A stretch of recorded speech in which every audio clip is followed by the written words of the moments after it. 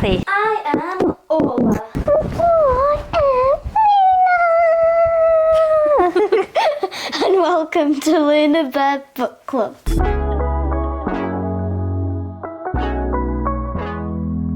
So hello and welcome to my September reading journal. Yesterday, Ola and I decided it was time to make the house all ready for autumn. So I have set up my little autumnal display here in the fireplace. I am drinking hot chocolate out of one of my autumnal mugs. But you use that in almost every Luna Bird video. Okay, anyway. yes, I use this year round, but I'm especially using it today because it is September. And yesterday, Ola and I decided that we didn't have enough autumn decorations. So what did we do, Ola? We went to TK Maxx and bought loads of autumn decorations. Yes, so I do really want to start with a book haul, but before I do, I feel I should show you what Ola and I bought from TK Maxx yesterday. So let's start with 2 new mugs.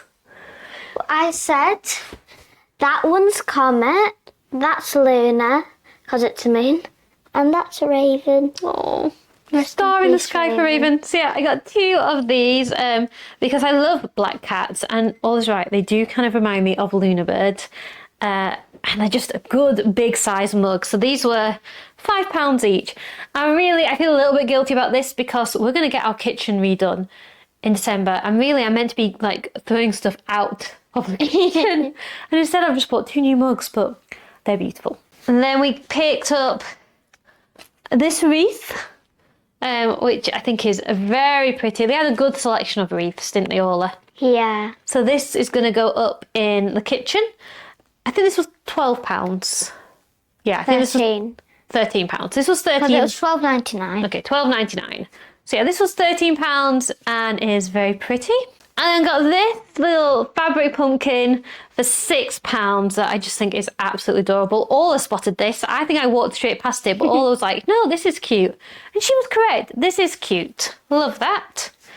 And then this isn't something that we bought, but it is something that we have made for autumn. I'll say I made it. Ola made this for autumn. Because we have some candle paints. So this is the candle that Ola decorated. It's little pumpkins with a vine connecting them all. Yeah, and they are absolutely beautiful. So I'll pop that up here. And I should say these flickering candles behind me are like LED ones, they're not real candles.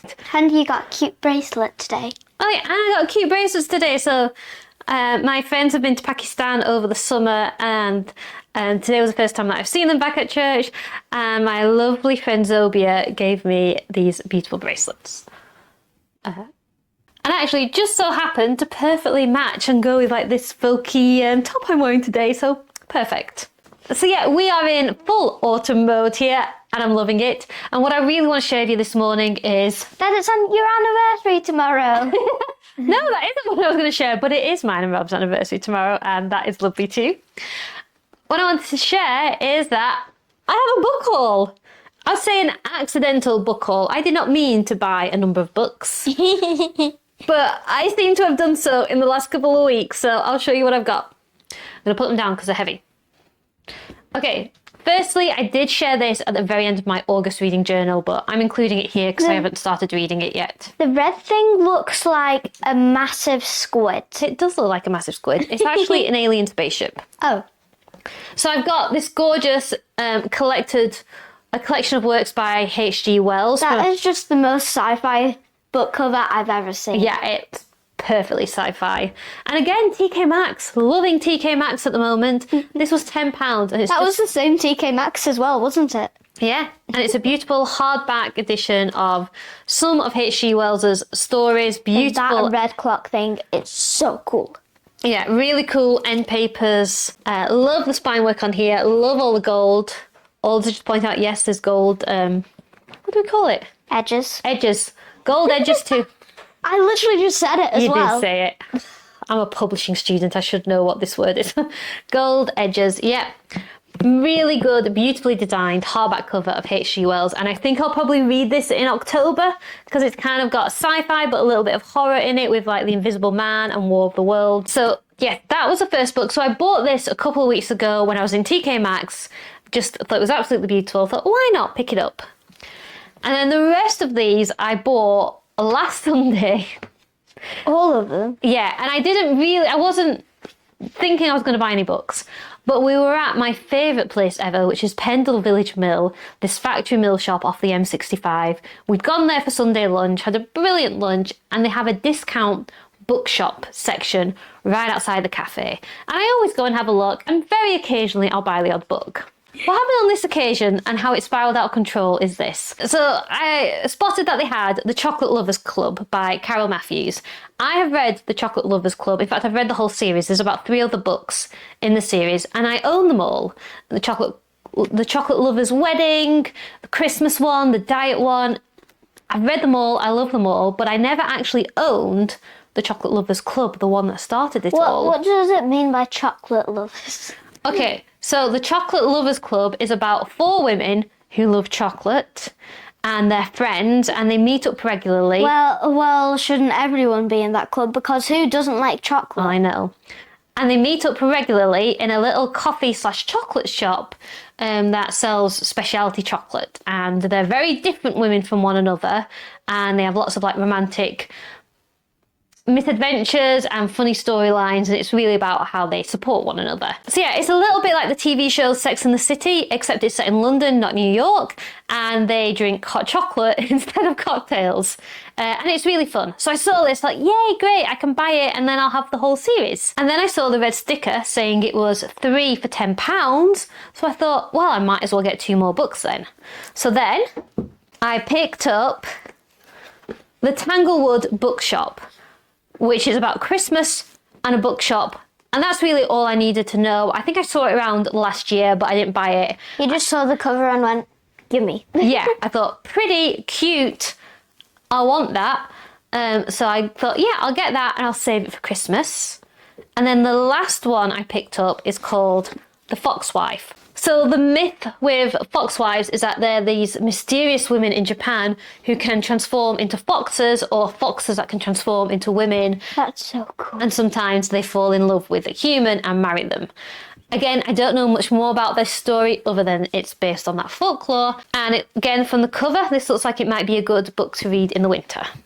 So that's how buying 1 book turned into 3. I thought I was done with the book shopping, but then I saw this. A Spotter's Guide to Countryside Mysteries. And again, I absolutely love the design work on this cover. The back says it's a handbook illuminating the natural and unnatural mysteries we see around us in the woods, fields and on the seashores of Great Britain. I thought, yeah, I'm going to pick that up, especially because Orla and I are doing more walks at the moment. Yeah. We're doing an early morning walk every Saturday morning. And last time we saw like 3 herons. We did. So Orla and I are trying to do this thing where we get up every Saturday morning quite early and get out the door and do a walk. And I thought this book might help us discover some new cool things in our area. And it wasn't in the 3 for £10 offer, so I thought, well, I'll just buy it as a standalone book. But as I was picking it up, like directly next to it was this book. And this is called, I think it's pronounced Deer, The Deer Hoard. And it's called An Old English Beastery. And again, beautiful cover. And it's another hardback book. It's got all kinds of like animals illustrated on the side. And that's really all you need to know that it's a good book. And it's in your favourite colours.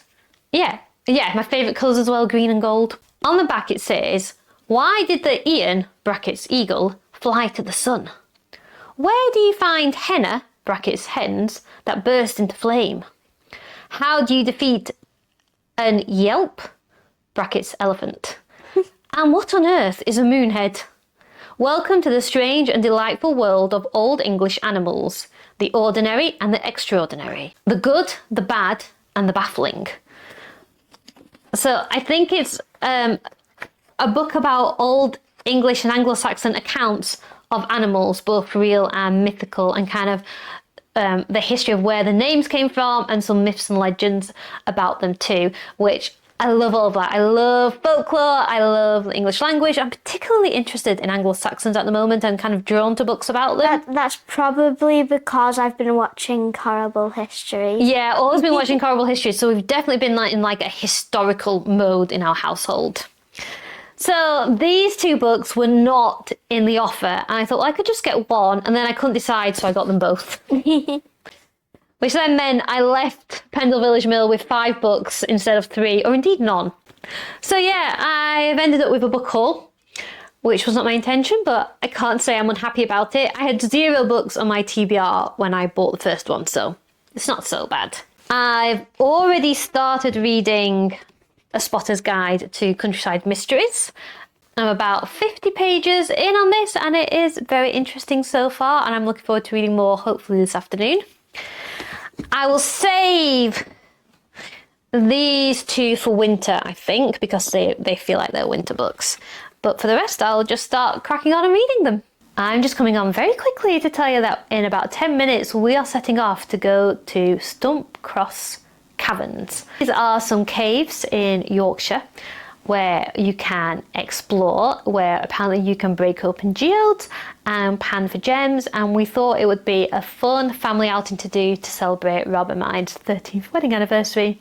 So we're going to bring you along and you can join us. So Stump Cross Caverns are in the Yorkshire Dales. We had a brilliant drive over. We saw a rainbow on the route, which I think is always a good sign.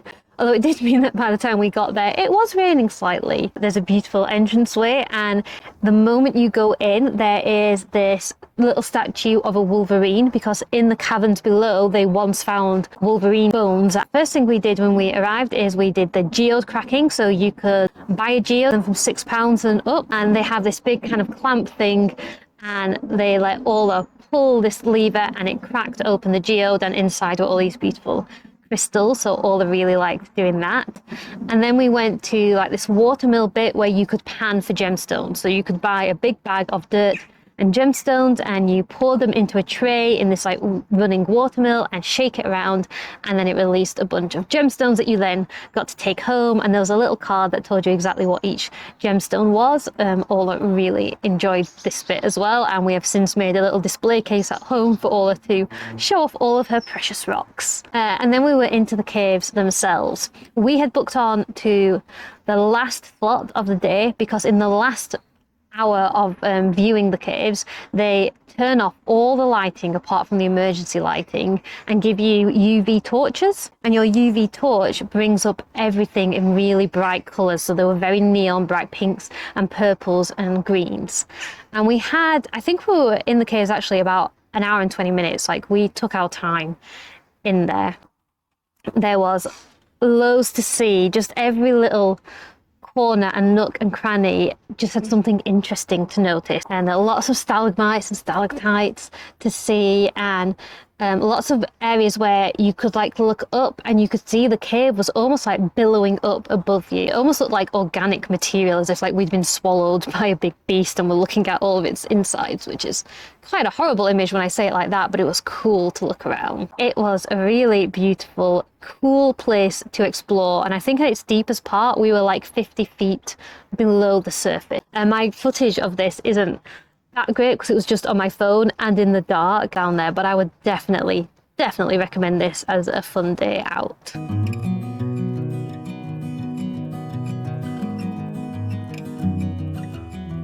I have finished A Spotter's Guide to Countryside Mysteries.